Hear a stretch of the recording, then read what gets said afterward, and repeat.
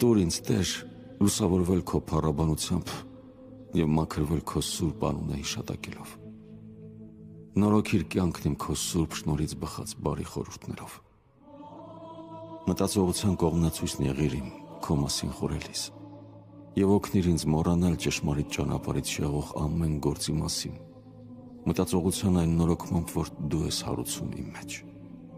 Այնպիսի խնդրանքներ արթնացրու իմ ներսում,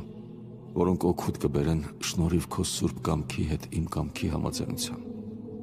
քանզի դու ես աղոթողին աղոթք տվողը։